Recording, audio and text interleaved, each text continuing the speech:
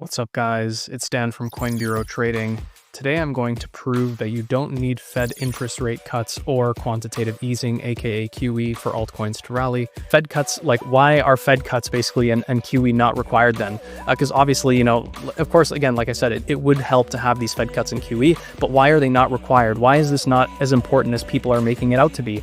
When it comes to the Fed cuts, guys, like, basically what happened is that individuals and institutions during the pandemic, they refinanced their debts. So basically what that means is that they basically borrowed money at a super low interest rate, and they locked in that low interest rate for, I guess you could say average of 5 years or whatever, which is part of why, in 2026, we're probably going to start to see a liquidity drain. But anyways, like, basically individuals and institutions locked in low interest rates. This is why a rise in interest rates has not affected the economy.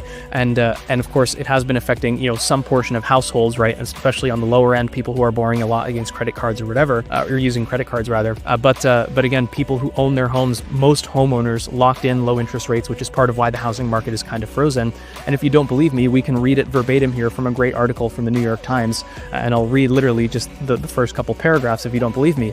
The prediction was straightforward. This is from November 2023, by the way. The prediction was straightforward. A rapid rise in interest rates orchestrated by the Federal Reserve would confine consumer spending and corporate profits, sharply reducing hiring and cooling a red-hot economy. But it hasn't worked out quite the way forecasters expected. Inflation has eased, but the biggest companies in the country have avoided the damage of higher interest rates. With earnings picking up again, companies continue to hire, giving the economy and the stock market a boost that few predicted when the Fed began raising interest rates nearly 2 years ago. There are two key reasons that big businesses has avoided the hammer of high interest rates, in the same way that the average rate on existing household mortgages is still only 3.6%, reflecting the millions of owners who bought or refinanced homes at low cost terms that prevailed until early last year.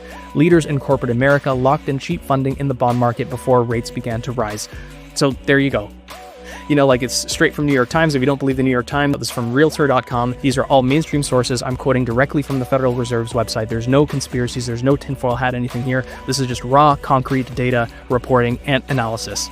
Okay, so again, but this is just for the interest rates, right? So again, just to quickly recap, the reason why a rise in interest rates, why I guess you could say why interest rates matter less, or you could even make the argument don't really matter at all, is because a lot of households and corporations locked in low interest rates when they dropped basically to zero during 2020 and 2021. So that's why it hasn't affected the economy, that's why it hasn't affected the markets, and that's why you could even go as far as arguing that you don't need rate cuts at all for crypto to rally.